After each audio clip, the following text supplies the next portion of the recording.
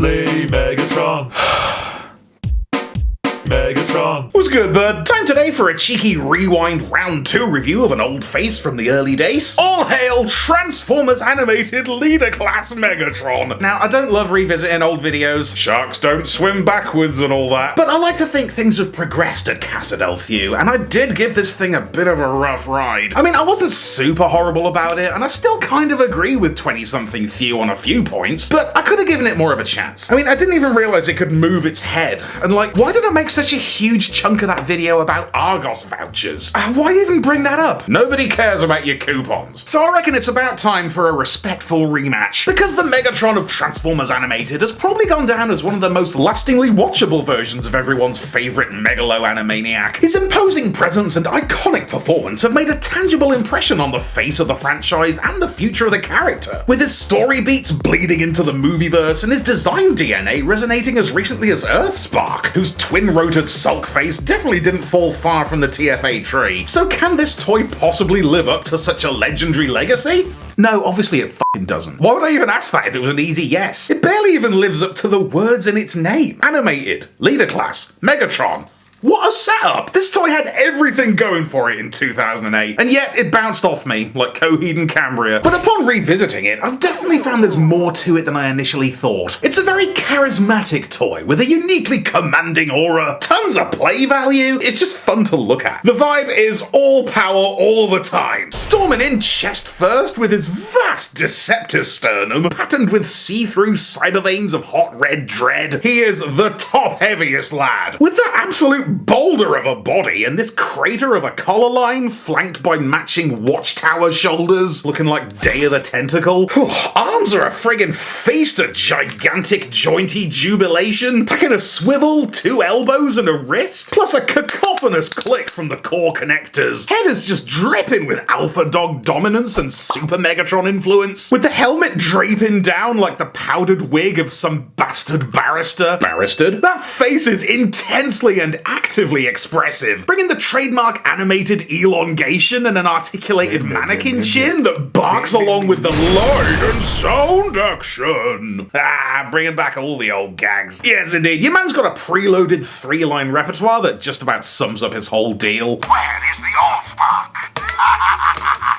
Rush the Autobots. Plus the illumination is just off the chain. It absolutely blows him up, front, back, and face. And that Deceptor badge looks bad as hell in hot jelly red. The colours in general are pretty rad, actually, with the lion's share of the guy cast in a heavy grey plastic and a big wodge of slick black sheen with a recurrent crimson complement, and a brilliantly balanced aesthetic of equal parts smooth surfaces and tasteful flourishes. So yeah, the central bot is pretty hot, from just about the top of the head to the slim seductive waist and swish skirty hips. But from there on out, it all gets a bit wibbly. Like, the legs are super weird. They got some quality posing and crack and click. The shins are gorgeously enormous. And check out these friggin' twin-toed clown shoes. But there's something about the angle of the thighs, the way they meet the knees and then bow awkwardly outward. It makes him look, I want to say, effete? Prissy? It just doesn't really gel with his overall beefy energy. Same. I feel like it might have been an attempt to too closely replicate Derek Wyatt's far-out swoopy lines and those peculiar pelvic poses he preferred, but on a toy, it just has a weird visual flow. It's just difficult to make him look badass, you know? Especially with that honking great helicopter hanging off him. God, lads. I understand the necessity of keeping it lumpy when there's electronics and internals in there that you don't want to mess with, but Christ, man, he's got the whole cockpit and the fully formed engines and wings just hanging out on his back. Can we get a smidge of subtlety? A crumb of integration? Look at this waist wedge. It's literally a smash cut into a different toy. Accessories also are friggin' wilded. Unsurprisingly, we're packing the trademark fusion cannon, which, being a gun, is pretty unusual for animated. Gun-usual. Like, everyone else has got their own weird little thing on the go. From axes to crossbows to nunchucks to found objects. Except Swindle, who has got a gun, but he definitely stole it from Megatron. But as guns go, this is a very fun one, with its irregular hexagon barrel and, satisfying cock action, and it is deeply satisfying how it attaches via the grooves. Although, is all that worth this egregious kibble splat? It really wrecks the profile of that arm. That is so much. Anyway, who's up for a little swashbuckling? So I'm not sure if Megatron with a sword has ever really caught on in a big way. He has one sometimes. But Thew? Hell yeah! So in a departure from his usual big blade broadsword, these ones are kind of flimsy. Like, I appreciate what these slick see-through double blades are going for, but they really come off more like tweezers. He's even compatible with other people's accessories, like Bulkhead's silly headmaster lid there. It doesn't change his lines or whatever, but it goes on comfortably and makes him look a right arsehole, like the Transformer version of a Ditto. But with all this action kicking off, it quickly starts to feel overwhelming. Like, each accessory is independently alright, but altogether they just drown him out, because the cannon is so kibbly, and the dangly sword storage on the already bulky backpack just makes him look sad and droopy, like a weeping willow. The visual weight of all this crap just bogs him down and buries the silhouette, and I think that really affected my initial overall impression of this thing, because if you strip it all away and just focus on the contingent of this toy that is the guy it is, it's kind of great. This was truly a unique and momentous Megatron moment, with a presence and pomp that demands your entire attention, and sir, at long last, you are welcome to it.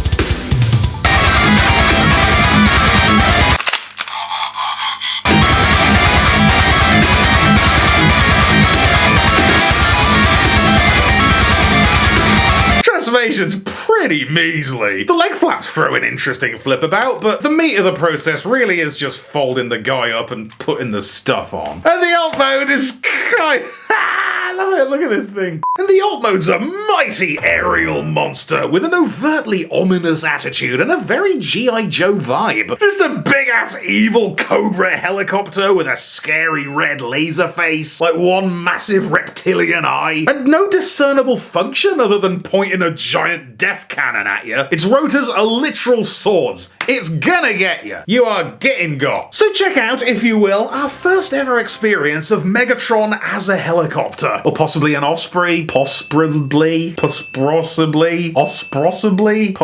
It looked better written down. Cockpit's certainly a healthy plug of plastic, protruding like a predator with this considerable canopy looking treacherously translucent. And I actually love the massive top slab with the impressive engines and serious sculpting. That is some kind of payoff. Guns looking destructively daft while perpetuating the animated chin trope. And check out the gobbly landing gear casters underneath, bringing a respectable roll for a flighty fool.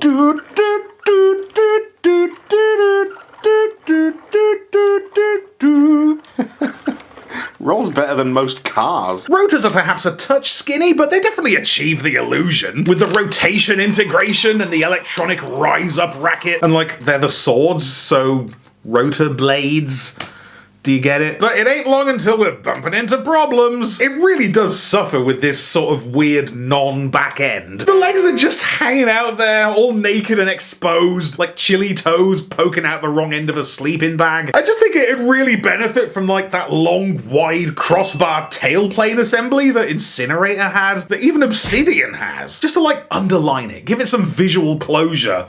Because that is nothing. And I mean, there's not a lot of cohesion here, is there? But in both modes, it's a classic case of kibble overload. The robot's overrun with copter crap, and this heli is still 70% bloke, just dangling underneath like his own cargo, locked in a permanent straight position diving headbutt. Do you know what I mean? Each mode begrudges the other. This is a toy at war with itself. But more so than its shortcomings, I think the reason this landed badly with me at first was the weight of expectation I placed on it. Because it was my first ever leader class toy, and honestly it's not a great example. It was flanked on all sides by Cybertron and the Movieverse, which had amazing leaders, and even within animated. Bulkhead and Ultra Magnus were great, plus I'd just come off the extremely formative high of the Universe Ultra class. God, we were spoiled. So leader class Megatron wound up being kind of a shite place to start. I'm not saying it sucks, that's not what I'm here for. It's a good little figure, but that ain't what you want for £50 in 2008 money. I was ready to be blown away. And I was not. But look, man, animated Megatron is regardless a rare and precious thing. It puts in the work to show you a good time, and it's kind of a revolutionary checkpoint for the character. Well, helicopters are uncommon enough in Transformers, so isn't there a distinct joy in a scale-mockingly massive attack chopper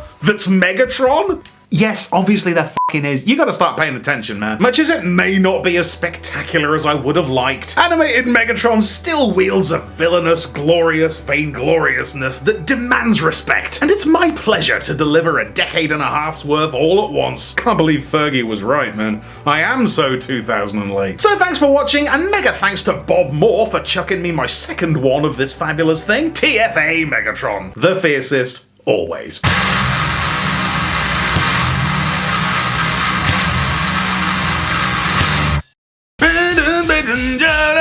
Alright, can we chalk that up as a win? Will it ever be monthly again? What else will we revisit? Who knows? But what we do know is that I'm pathetically grateful for your viewership. Thank you, gang. Big extra bump for the patrons. Thank you, my friends. Especially JBAT Rollout. Or is it JBAT Rollout? JBAT Rollout. Thank you, mate. Alright, I'm out of here. Bye!